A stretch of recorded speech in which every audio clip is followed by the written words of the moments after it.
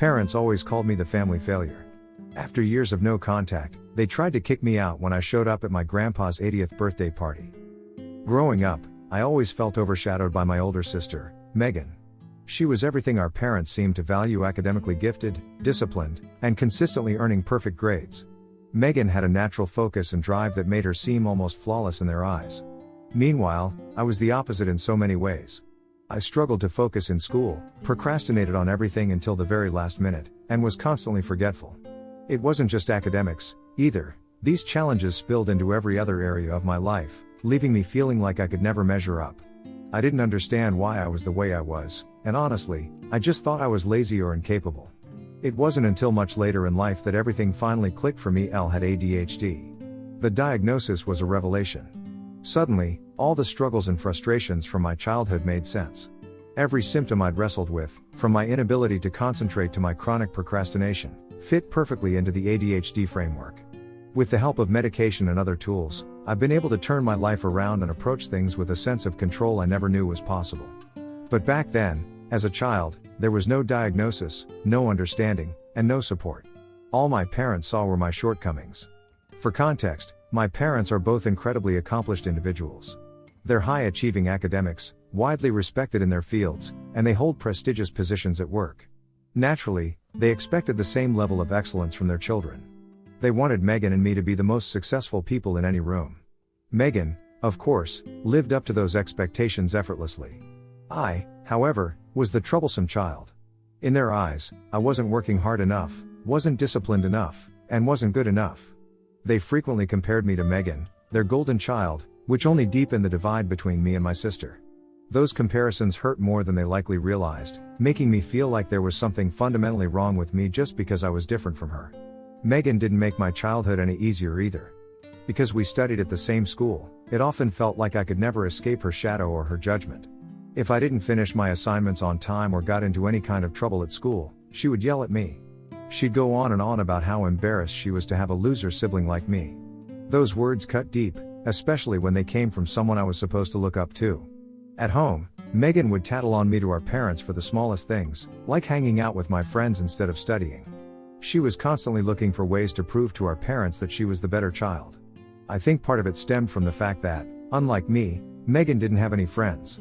She was a classic know-it-all, always acting superior to everyone else and ready to pounce on anyone who made the slightest mistake. Unsurprisingly, people didn't like her.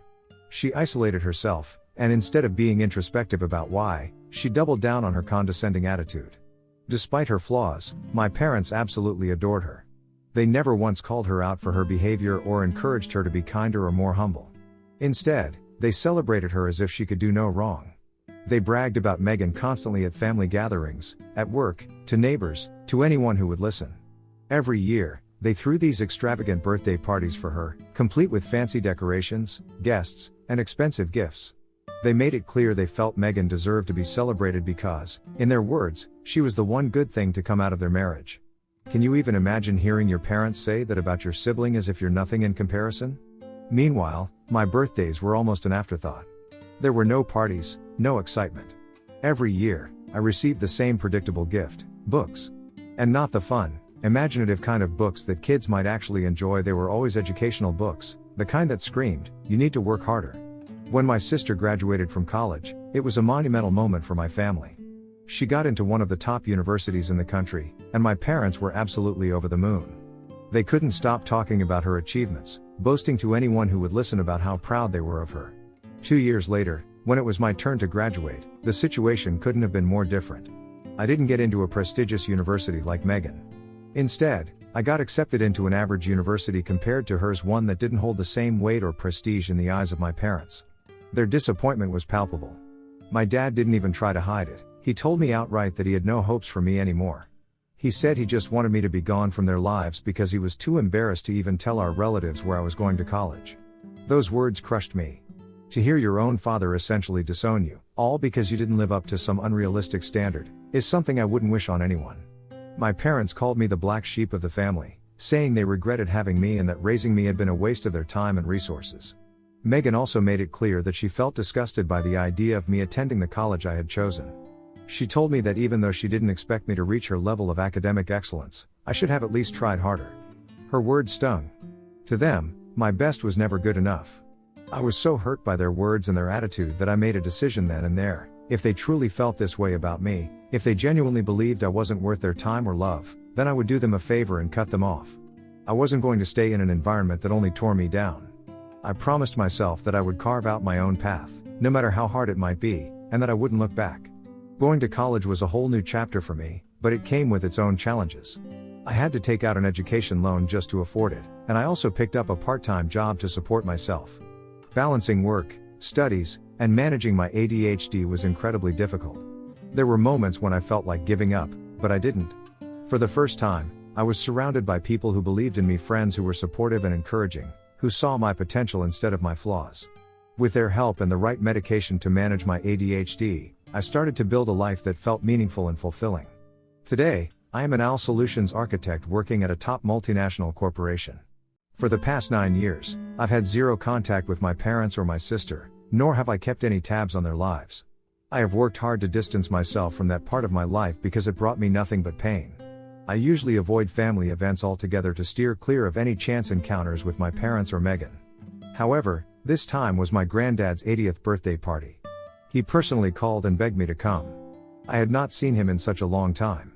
He's one of the few people in the family who's always shown me kindness, and I couldn't bear the guilt of disappointing him on such a milestone occasion. Against my better judgment, I decided to go. When I arrived at the party, I noticed that my parents were already there. I had expected this, of course, but seeing them in person after so many years still stirred up old emotions I wasn't entirely prepared for. Despite what I felt, I reminded myself why I was there. This was about my granddad's birthday. I went to greet my granddad discreetly, gave him a hug, and spent the rest of the time saying hello to everyone else, exchanging polite words and smiles with family members who were genuinely surprised and happy to see me. Many of them hadn't seen me in nearly a decade, so they were excited to catch up. But then, my parents spotted me. I caught the look on their faces, stunned as if they couldn't believe I was standing there. Almost immediately, my dad approached me, his expression unreadable, and asked me if he could have a word with me privately. I nodded, so he then guided me away from the rest of the party, leading us to a more private corner of the venue, away from the wandering eyes of the guests. From the very start of the conversation, my parents made it crystal clear that they weren't happy to see me. There was no attempt at pleasantries or even the faintest hint of reconciliation. My dad's first question was blunt and cold: "What are you doing here?" I calmly explained that I had come at my granddad's request, that he had personally asked me to attend his 80th birthday celebration and I just couldn't ignore him. My mom wasn't satisfied with this explanation. She immediately wanted to know why I had never bothered to attend any of my granddad's previous birthday parties or other family events for that matter, yet had suddenly decided to show up now. Mom taunted me, questioning if coming here for granddad was just an excuse. She asked if I had finally come to my senses and if I was looking for an opportunity to reconnect with them after all these years. Her words infuriated me, but I kept my composure. I told them firmly and clearly that I did not want to reconnect with them in any way. It's not like I needed their permission to attend my own granddad's party. If they hated my presence here so much, they could simply go back to ignoring me and leave me alone to mingle with others. However, Mom argued that they wished they could ignore me but that people would then start asking questions to them. She told me that I should have at least given them a heads up, so they could have been better prepared to answer questions about me. Honestly, she was acting like I had committed a crime or something. I told her that if anyone asked, they could simply tell them that I was doing very well in life, that I had built a successful career and a very supportive partner. Hearing this, my dad scoffed and said, "Do you honestly expect us to believe that you have a successful career? You didn't even graduate from a decent college, for goodness sake." I felt a rush of anger building inside me. I had built my career from the ground up, overcoming so many obstacles, and yet here he was, dismissing everything I'd achieved with a single sentence. Before I could argue with him, my dad pointed to the door and coldly said, "You should leave. People can't know you're still a failure." I was stunned. Who did they think they were to ask me to leave a party that wasn't even about them? How could they still treat me like this? They were so obsessed with protecting their image and acting holier than thou in front of others. Their hurtful, dismissive words made me realize that they still thought I was the same child they could just control. However, I wasn't the same person anymore. If they were so worried about what people might say, I decided I was going to teach them a lesson they'd never forget. Without a second thought, I pushed past them and walked back to where the rest of the guests were gathered. My granddad noticed immediately that something was off with me and came over to check on me. I didn't hold back, I told him everything. I told him what my parents had said to me, how they tried to kick me out, and how they were still so ashamed of me that they didn't want anyone to know I was even here. Hearing this, my granddad was livid. He assured me that my parents had no right to treat me that way, let alone try to ruin his birthday by causing such drama. He said he'd speak to them on my behalf, but I told him it wouldn't make a difference. What we needed to do was bring the truth to light publicly. Luckily, my granddad agreed with me. So, I then raised my glass and gently clinked it to get everyone's attention. The room fell silent, and all eyes turned to me. I took a deep breath, steadied my voice, and started by congratulating my granddad on reaching such an incredible milestone. I thanked him for inviting me and said how much it meant to be there celebrating with him. Then I shifted gears. I told everyone how nice it was to see so many family members again after so many years, but I also explained why I hadn't been a part of these celebrations for nearly a decade. I'm sure many of you are wondering why I had never shown up to any family event over the years. So, I'm going to tell you the truth. It was because of my parents. The truth is, my parents have always treated me like I was beneath them, making me feel like I was nothing more than a burden to them over the years. I laid it all out. I told them how my parents had ostracized me, made me feel like I wasn't good enough, and how they had labeled me a failure all my life, simply because I hadn't lived up to their impossible expectations. I shared how I had paid my own way through college by taking out loans and working part-time jobs, without any support from my parents. I made it clear that while I had worked hard to build a life for myself, they had not once reached out to check on me. The room was dead silent as I spoke. Some people exchanged uncomfortable glances, while others stared at my parents, who looked absolutely mortified. My mom's face was white as I was talking while my dad looked furious. I didn't just stop there. I shared how, throughout my entire childhood, my parents had favored Megan, showering her with love, attention, and opportunities while labeling me the black sheep of the family. I explained how their constant comparisons and harsh treatment had alienated me, how they dismissed my struggles with ADHD as laziness, and how they never once tried to understand or support me. I went on to say that now that I was an adult, successful in my own right, I had no expectation that my parents would suddenly embrace me. However, I certainly didn't anticipate that they would go so far as to scold me for attending my own granddad's birthday party, a party I was invited to by the guest of honor himself. It was absurd and hurtful, and I wanted everyone to know just how ridiculous their behavior was. So, for all those years when I wasn't at family events, I wasn't being rude or distant. I was protecting myself. I was trying to heal from years of emotional wounds. However, today when I showed up here for the sake of my granddad, my parents wanted to kick me out. They keep saying that they don't want to answer any questions about me as it makes them feel ashamed about who I am. So, this is why I wanted to address this here, in front of all of you for once and for all. I'm done hiding. I'm done allowing them to make me feel like I'm the problem. From now on, I'll be attending every family event, regardless of whether my parents like it or not. As I finished my speech, my granddad and some of my cousins started to cheer on me. They then came over to give me a hug, showing their support. My parents, on the other hand, seemed frozen in place, unable to come up with any defense for their actions now that the truth was in the open. For so long, they had controlled the narrative, but now, everyone could see the reality of who they were and how they had treated me. After that, my parents quickly left, clearly embarrassed, while I stayed behind, enjoying the rest of the party by spending time with my cousins and other close relatives.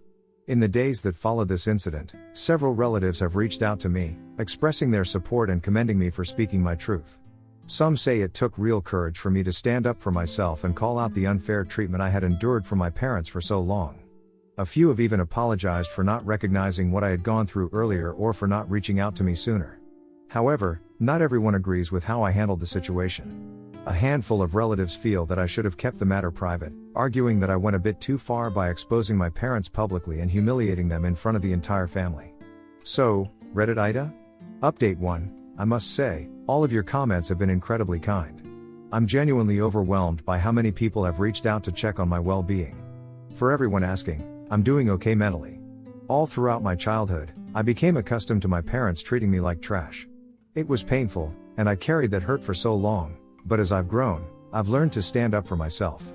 The moment at the party was a culmination of years of pent-up emotions and truths I had suppressed, and honestly, I'm glad I spoke out. I have no regrets about defending myself and finally letting the family know my side of the story. For those of you wondering about where Megan was during the party, she wasn't there. According to one of my cousins, she was on a work trip, which explains why I didn't run into her. And honestly, I'm relieved. If she had been there, She would have likely jumped on my parents' bandwagon and said something nasty to me also. After all, Megan is always quick to criticize and demean me, so her absence was, in a way, a small mercy. Some of you have asked why, during those tough times, I didn't seek financial help from other family members when my parents refused to support me. The truth is, back then, I was young, naive, and easily swayed by their words. When my parents and Megan mocked and insulted me, calling me a failure, belittling my college, and questioning my worth, I internalized all of it. I genuinely believed that the rest of my family would feel the same way. The thought of airing our dirty laundry to others back then and potentially facing more rejection was mortifying to me. I was also proud, so I made up my mind to handle everything on my own, no matter how difficult it was. When it comes to my granddad, I need to emphasize that he has always been supportive of me in his own way. Financially, he hasn't been very stable, so I couldn't have relied on him to help with my college expenses. However, his emotional support has been invaluable, and he's always believed in me and understood the dynamics between me and my parents. He knows the whole story, every bit of it, and he's never judged me for cutting ties with my parents. In fact, I'm deeply grateful to him for giving me the opportunity to speak at his party and for standing by me when I decided to expose my parents for who they truly are. Anyway, since that moment at the party, I've heard from multiple relatives that my parents are facing serious backlash from people who were horrified to learn how cruel they had been to me. Many of these relatives had no idea about the extent of their behavior because my parents had always gone around painting me as the problem child. Clearly, they had created this narrative to protect their own image while sweeping their toxicity under the rug. Now that the truth is out, it seems their facade is finally starting to crumble. I can only hope that this public embarrassment will serve as a wake-up call for them. Maybe, just maybe, they'll reflect on their actions and come to their senses. But even if they don't, I've said my piece, and I feel a sense of closure. Update 2. So, Megan reached out to me this week. She heard from our parents and relatives about what happened during the party, so she called me. As soon as I picked up the phone, she started yelling at me, furious about what had happened. She couldn't believe that I had the audacity to expose our parents publicly. She claimed that I was only doing this to cause drama, and that my actions were selfish. According to her, I had no right to air our family's dirty laundry in front of everyone, especially when my parents had spent years trying to move on and live their lives without me. She kept going on about how I was ruining the fragile peace that had been established, and that I should just let it go and move on, instead of dredging up the past. She asked me, "What do you want from them? An apology? Really, for what? Just because they didn't pay for your college fees? You want an apology because they were disappointed in you? An apology because they always pushed you to be better? An apology because they wanted the best for you?" I couldn't help but scoff at her. Megan had always been the one to side with our parents, no matter how badly they treated me. She never understood the hurt I had gone through, always brushing it off as family drama. It was easier for her to pretend everything was fine than to face the truth. I pointed out to her that pushing someone to be better doesn't mean humiliating them or mocking them for years when they don't meet one's expectations. What I needed from our parents wasn't just more pressure, it was support, love, and understanding. I told her how much I wished they had been the kind of parents who saw me for who I was and helped me navigate my challenges, rather than berating me for falling short of their impossible standards. I never asked them to give me a perfect childhood, but I just wanted parents who had my back and understood me, not ones who saw me as a disappointment. Megan argued how if I really felt this way, I could have sorted out my feelings with them privately instead of exposing them publicly. She said that our parents had worked for years to build a certain image, and now all their accomplishments seemed meaningless because all anyone was talking about was how awful they were for abandoning me all those years ago. She asked if it had really been worth it, suggesting that I was just bitter because they were right all along and implying that maybe I hadn't accomplished anything in my life, which is why I was coming after our parents after so long. I just laughed at her words and calmly told her that despite all the terrible things our parents and she had put me through, I had built a successful career. The reason I had exposed our parents had nothing to do with my accomplishments. It was about finally taking control of my own narrative after years of being silenced and dismissed. I had been cast aside and treated like I was the problem, but the truth was I had been the one who had been wronged. So, exposing them wasn't about showing off how far I'd come or making them look bad. It was about standing up for myself, about letting people know what had really been happening behind closed doors. Megan didn't back down and continued to argue with me that I needed to issue a public apology for the sake of our parents' reputation, but I cut her off. I told her bluntly that I would never do something like that. Why would I apologize to them when I am the victim? I told Megan that she needed to get her head out of the hole she had buried it in and stop defending people who had treated me like trash for my entire life. Just to frustrate my sister even more, I told her that from now on, I would be attending every single family event, no matter how much it bothered her or our parents. If they dared to confront me again, I would keep exposing them. Why should I let their toxic behavior control my connections with the rest of the family? I had every right to see my relatives, and to form connections with my family members. My sister claimed I was only doing this to make our parents' lives miserable and demanded that I go back to not being in contact with anyone, just like I had during all these years. I sighed in exasperation. Clearly, Megan and I weren't going to see eye to eye, so I told her to stay in her lane from that point forward and to mind her own business. I wasn't going to tolerate any more of her attempts to defend our parents or make excuses for their behavior. I then ended our conversation and blocked her number. After all, I didn't owe her anything anymore, no explanations, and no apologies. Update 3, I just wanted to quickly update a few things that have happened in the last 4 months. To begin with, I've made a conscious effort to be more involved in my family life. I make it a point to attend all our family gatherings, whether they're big events like birthdays or anniversaries or even smaller, casual get-togethers. Beyond that, I've also been spending more time with my granddad, making sure to visit him regularly and check in on how he's doing. Additionally, I've been hanging out with my cousins more often. Whenever we come up with plans, whether it's just grabbing food, watching a movie, or spending time together doing something fun, I make it a priority to join in. It's been great to strengthen those bonds and create new memories with them. Last month, my mom apologized to me after all this time. It was a big moment for me. Since both my mom and dad are blocked on my phone, she reached out via email. She shared that she had been going to therapy and spending a lot of time reflecting on the past. She admitted that she and my dad had, in some ways, favored my sister over me and tried to justify it by saying that because she and dad grew up in strict, academically focused families, they had always expected me and Megan to meet the same high standards. She went on to say that after I had spoken up for myself during my granddad's party and revealed that I had ADHD, it was a turning point for her. She admitted to doing her own research afterward and came to realize that I really did have ADHD. She confessed to feeling guilty for not recognizing the signs earlier and for failing to support me as a child when I needed it most. In the email, she also wrote how she had been quietly following my career over the past few months through LinkedIn. She said she was really proud of the things I've accomplished. She also mentioned my dad at the end of the message.